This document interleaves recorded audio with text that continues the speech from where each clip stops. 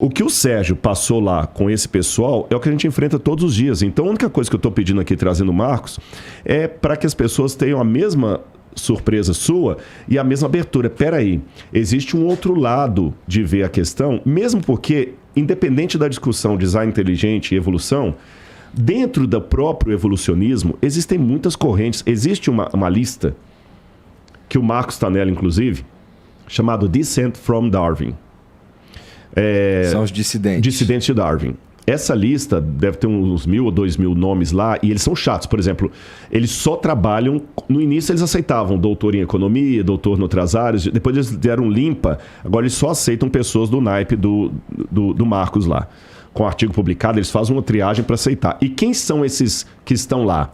São pessoas com doutorado em química, física, matemática, biologia, e que simplesmente falam: Darwin não faz sentido. Aí o pessoal, para matar a lista de Descent from Darwin, falou o seguinte: uma lista de um instituto chamado Discovery, que tem tendências de... De novo, o argumento do espantalho. Pode ser até um instituto do Papa. Isso para mim não interessa, eu quero saber o que é a verdade. Não é porque a menina é uma garota de programa que eu vou desacreditar o testemunho dela sobre um possível estupro. Isso é falácia de advogado corrupto. Você tá entendendo? Não, essa menina está mentindo sobre o caso da violência sexual. Por quê? Uma menina que é uma garota de programa, quem que vocês vão acreditar? No meu cliente, que é um empresário, ou numa garota de programa que está... Não, isso é falácia. Não é porque ela é uma garota de programa que ela não pode ter sido vítima de um estupro. Mas é isso que eles fazem. Porque o Discovery é ligado, então não liga. Só que eles esquecem de citar para o pessoal. Depois vocês olham lá, dá uma googada lá, Descent from Darwin, que vários nomes que estão ali são ateus.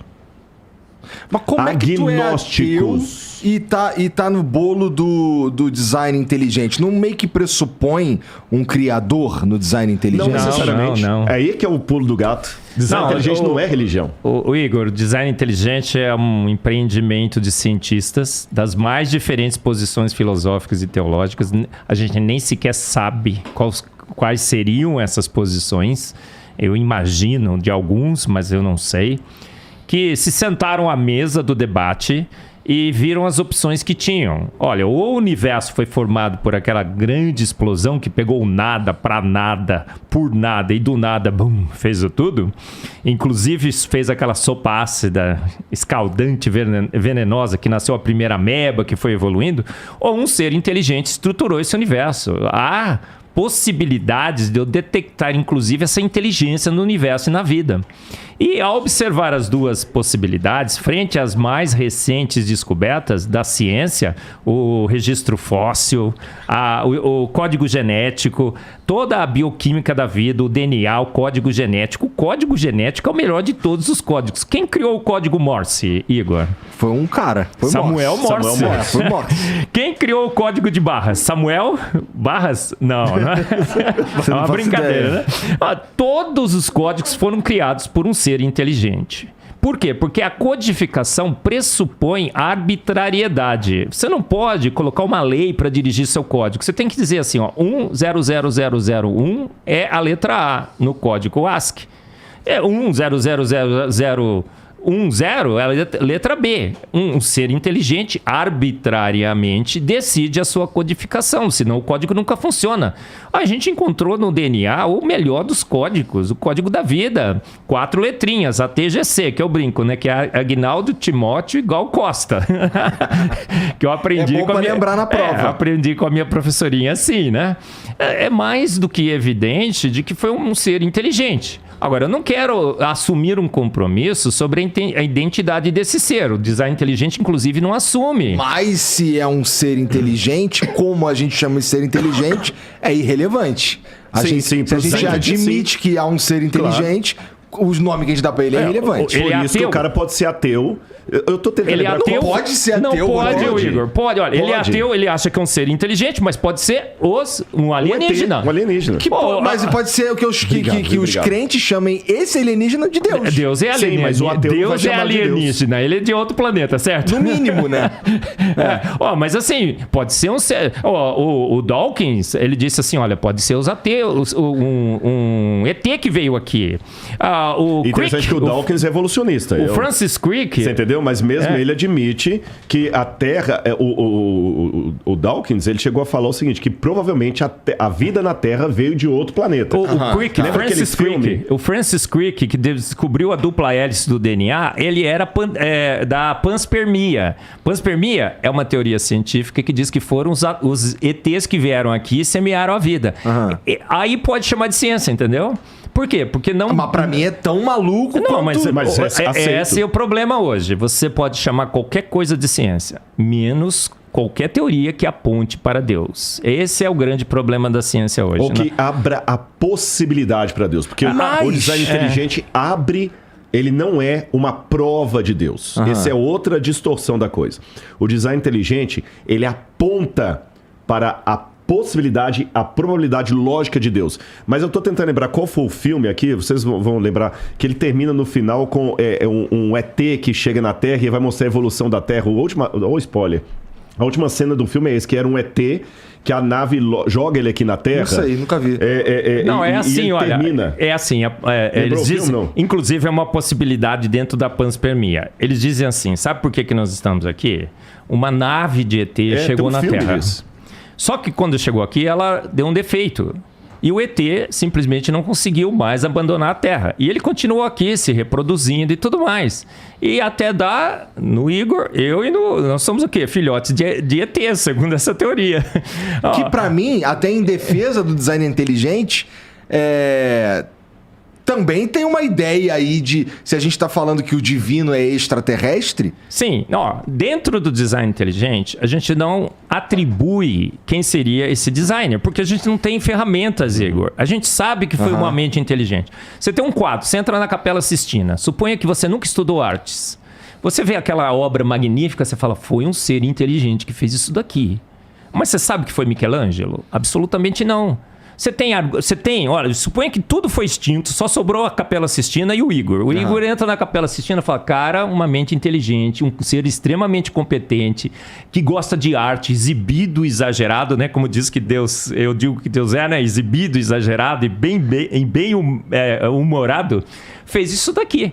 Eu não sei quem foi, mas eu tenho que admitir que foi um ser de extrema competência. Agora, se você sabe a história das artes, você vai dizer, poxa, foi Michelangelo. Então, pela ciência, eu não sei. Olha, como é que eu vou descobrir que foi o Michelangelo? Pela história da vida na Terra, pela Bíblia. Então eu, como criacionista bíblico, que sou também, falo, poxa, foi o Deus bíblico. Outro lá vai dizer assim, foram os ETs. Tem um professor no design inteligente que entra em pirâmides. Ele acha que é uma mente etérea que permeia o universo. O que eu posso fazer? Eu não posso ir contra ele. Ele está dentro das possibilidades. Eu só acho que o Deus bíblico ganha e ganha de goleada. Entendi. Como o melhor candidato. Dentro do design inteligente, existem pessoas que são criacionistas bíblicos e existem pessoas que piram mais além. E ninguém reclama. Porque dentro do design inteligente, são cientistas querendo descobrir se a vida é fruto de uma mente inteligente ou de um processo acéfalo, despropositado, caótico, regido por forças naturais. O naturalismo e o evolucionismo. A gente vê que as evidências são muito, muito mais fortes a favor de uma mente inteligente. Agora, a gente consegue detectar? Não, a gente está numa Capela Sistina, sem nenhum registro que possa ser acessado pela ciência hoje. Eu não vou usar a Bíblia na ciência, certo? Eu posso usar fora, mas dentro não. Então, dentro da ciência, o que a gente está dizendo para o mundo? Descobrimos que foi uma mente inteligente, gente. Vários cientistas das mais diferentes posições filosóficas e teológicas, de ateu a crente, de crente a ateu, né? Que ninguém explica a Deus. Essa música é bonita. Essa é linda, né?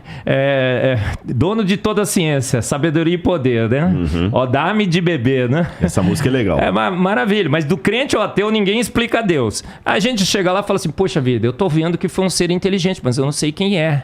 Aí eu falo assim, poxa, eu preciso de gente para me ajudar. eu tenho que chamar a filosofia, eu tenho que chamar a teologia, eu tenho que chamar o Rodrigo Silva, eu tenho que abrir o debate, eu tenho que chamar na universidade não só cientistas, aquela coisa de ciência, já foi. Eu fui um cientista alienado, achando que ciência era a fonte de todo entendimento e conhecimento. Era um alienado. Hoje eu sei que você, para entender bem as coisas, Igor, você tem que ter filosofia e teologia junto. Boa filosofia e boa teologia. Aí a gente, como cientista, fala, olha, descobrimos que foi um ser inteligente. O que vocês acham aí quem que ele seria? Aí os filósofos todos se reúnem, os teólogos se reúnem e a gente fica discutindo. Será que ET é uma boa? Quem que criou os ETs? Eu acho que é só uma...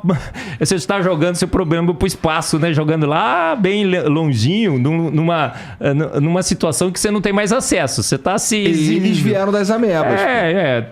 Mas aí eu não consigo investigar. Então... Aí é o limite.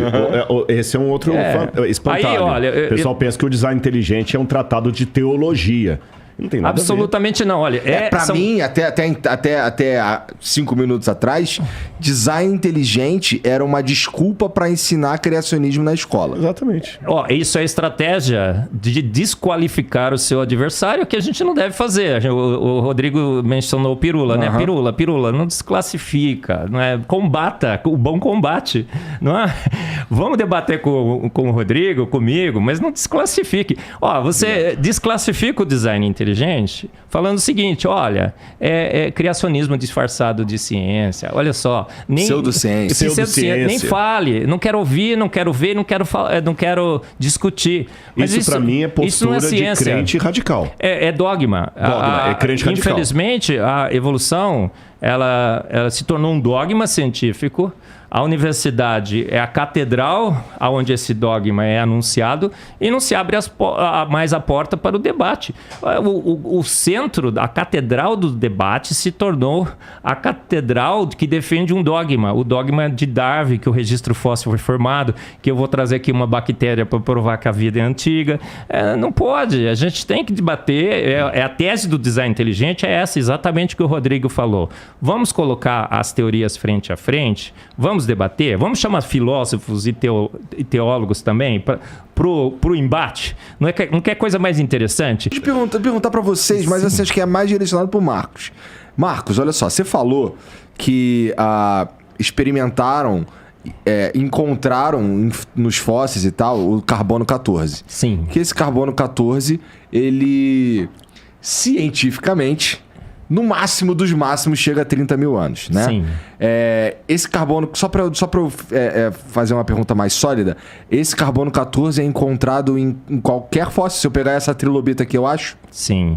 Eu acho. Olha, que acontece... E aí chega na seguinte pergunta, que é, se isso é algo que é facilmente observável e as pessoas, e cientificamente a gente sabe que o carbono 14 chega no máximo a 30 mil anos, por que a ideia do design inteligente não é a ideia mainstream? Por que ela é, não sei, esmagada? Ótima pergunta, Igor.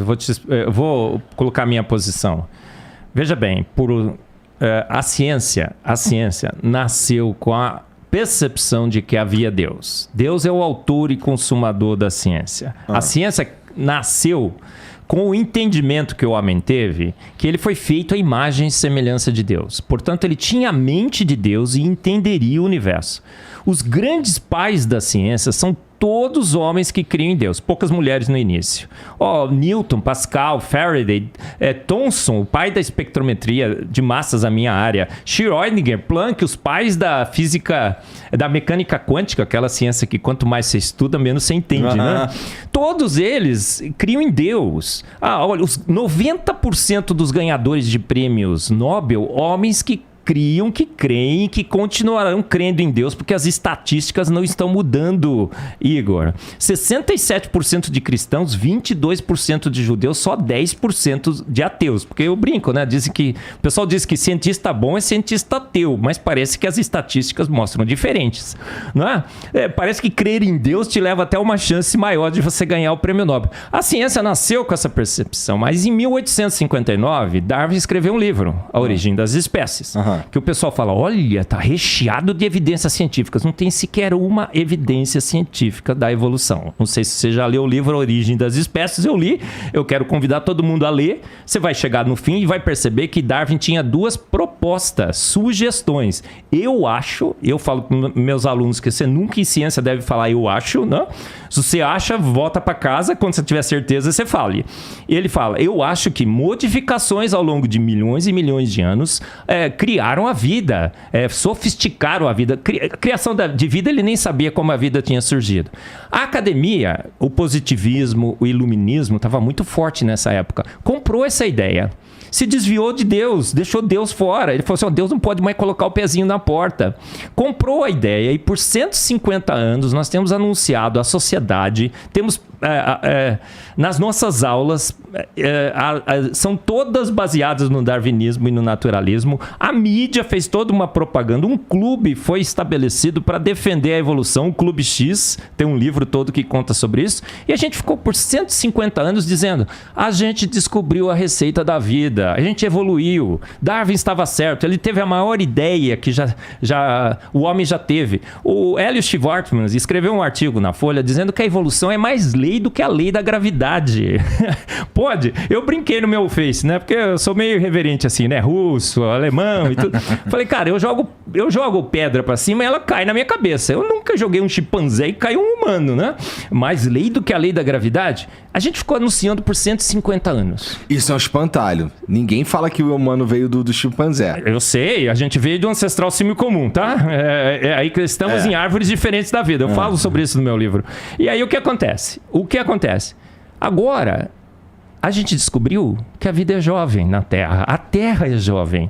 A gente descobriu que Darwin estava nu, completamente nu. Olha, sequer a gente conseguiu uma evidência durante esses 150 anos. A Revolução nasceu sem evidências científicas, continua sem evidências científicas e está morrendo sem elas. Como é que eu vou chegar agora, encarar toda uma sociedade, depois de toda essa propaganda que eu fiz e dizendo, gente, errei. Eu estava errado. E agora esses hereges do design inteligente, esse design inteligente que inclusive aponta novamente a ciência para Deus, que pode trazer a ciência de volta para Deus, está certo. Então você percebeu o grande problema hoje? O Richard Dawkins, ele disse o seguinte, perguntaram para ele, Dawkins, que evidência você teria que te convenceria de que Darwin estava errado, que Deus criou todas as coisas? Ele virou e falou assim, nem se uma estátua da Virgem Maria ganhasse vida e olhasse para mim e falasse assim, Dawkins, eu sou a mãe de Jesus Cristo, Deus existe? Ele falou, não acreditaria. Então, a gente tem um pacto hoje, um dogma com a evolução, 150 anos, cientista não gosta de dizer que errou, e a gente está tentando, eu brinco, é uma luta de boxe, o boxeador está nocauteado no chão, o juiz só está terminando a contagem. A contagem está assim, 156, 157, 158. E a gente está relutando para admitir o óbvio. É isso que faz com que a academia hoje não admita o óbvio, que a Terra é jovem, a vida na Terra é jovem, que Darwin errou, infelizmente. Não existe um lugar na academia onde se possa debater esse... Existe a teoria do design inteligente, existem os defensores da teoria do design inteligente. Academia. São cientistas. O Rodrigo citou aqui a lista dos dissidentes de Darwin. São mais de 1000 cientistas de extrema competência acadêmica. Só tem um problema. Permita-me interromper. Sim. Eu sinto que lá fora do Brasil existe mais pluralidade de ideias. Por exemplo, você vê... Eu conheço muitos nos Estados Unidos que são paleontólogos com PhD, todos com PhD, nenhum com mestrado, PhD. Paleontólogos, biólogos, primatólogos, né? Primatólogos, pessoas que estudam primatas e tudo. E quando eles estudam lá, eles usam método científico, eles usam laboratório, eles têm a bolsa do governo, como qualquer outro. Aqui no Brasil, não. Aqui no Brasil a coisa é mais engessada. Você está entendendo? Lá, por exemplo, você pode falar de design inteligente dentro de uma universidade. Lá não tem problema nenhum. Aqui a coisa é mais embaçada. Esse é que é o problema. E mesmo lá fora, às vezes só um detalhe. Sim. Vou dar um exemplo até de alguém que... Olha, ele nem era design... ele é evolucionista. Ele acredita mais ou menos na evolução das espécies. Você falou do DNA, o Francis Collins. O Francis Collins, depois que ele mapeou o genoma humano, que foi a grande descoberta dos últimos anos na biologia, né? Mapeou o genoma humano. Tudo que ele falou aí do genoma, o cara decifrou. Isso é mais do que François Champollion decifrando a Pedra Roseta em 1822. O cara foi gênio. Depois que ele decifrou, que já estava esfregado na cara de todo mundo, que ele era o cara, ele publicou um livro, The Language of God, a linguagem de Deus. E nesse livro, tem uma parte que ele fala, os rascunhos desse livro já estão escritos há muito tempo. Mas eu só ousei publicá-lo e afirmar peremptoriamente a minha convicção da existência de Deus depois que eu encerrei toda a pesquisa do genoma humano. Porque pelos meus pares e pelos preconceitos do ateísmo metodológico, se eu declarasse essa fé no meio do processo, todas as bolsas teriam sido tiradas, todo o incentivo teria sido tirado, eu teria perdido meu lugar na academia e eu não continuaria a pesquisa. Então, por prudência, eu esperei terminar para agora falar assim, ele é católico, sou católico convicto, acredito na Virgem Maria, acredito nisso, e eu provei que um crente pode ter ciência, tanto é que eu mapeei o genoma humano. Está no livro The Language of God. Eu estou contando isso aqui apenas a guisa de ilustração, para vocês verem que tem também uma ideia de negacionista. Olha a linguagem que eu estou usando. Esses são os negacionistas. Vou falar assim, é mentira, Rodrigo, ninguém persegue crente na universidade, não tem isso. Ô, Igor, qual o maior cientista brasileiro de todos os tempos? César Lattes. Sei lá, deve ser Dizem Lattes. que nenhum brasileiro ganhou um prêmio Nobel. Ele ganhou 2 vezes. César Lattes ganhou 2 vezes um prêmio Nobel. O Mesopi foi ele que detectou e ele que se isolou em laboratório. Não deram o prêmio para ele, tá bom? Mas ele ganhou. Então eu brinco, né? Toda vez que me perguntam, brasileiro já ganhou o prêmio Nobel? Sim, 2 vezes. César Lattes. Não entregaram, mas ele ganhou. Tá na minha conta. O Santos Dumont, por exemplo, é o pai da aviação. A gente sabe que é. Os irmãos Wright lá é uma história meio estranha, né, gente? O Santos Dumont é o pai da aviação. De fato é ele, por quê? Porque ele tinha as provas. E aí nós temos aí o César Lattes. Pensa bem, tem uma entrevista no Jornal da Unicamp, né, Rodrigo? A gente tá falando com o Carlos antes de chegar aqui, que pergunta para o César Lattes. César Lattes, o maior cientista brasileiro. Olha, temos lá na Unicamp a biblioteca César Lattes. O nosso currículo é Lattes. Perguntaram para o César Lattes. César Lattes, você acredita que o Big Bang formou o universo? Pegou nada para nada e por nada, bum, formou uma nuvem gasosa em expansão que por milhões e milhões de anos foi se estruturando em estrelas. Estrelas explodiram, formaram o pó cósmico que formou a Terra e tudo mais. Sabe o que ele falou? Eu não dou bola para essas bobagens. César Lattes, o maior cientista brasileiro, físico, extremamente competente, disse que eu não dou bola para essas bobagens. Perguntaram, mas o que você acredita então? Ele falou, olha, eu creio naquele livro preto ali em cima. Sabe qual era o livro preto? A Bíblia.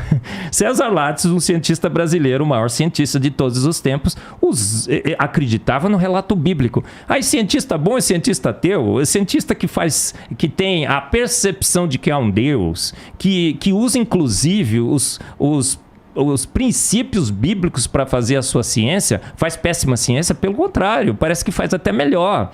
Olha, se a gente tivesse usado a Bíblia e visto a teoria de Charles Darwin, tá errado? Salmos 33:9 diz, porque ele ordenou e de pronto tudo foi criado. Não tendes lido que desde o princípio os fiz macho e fêmea, homem e mulher? Pela fé entendemos que pela palavra de Deus todas as coisas foram formadas. Ele disse, haja vida e houve vida, haja planeta e houve planeta.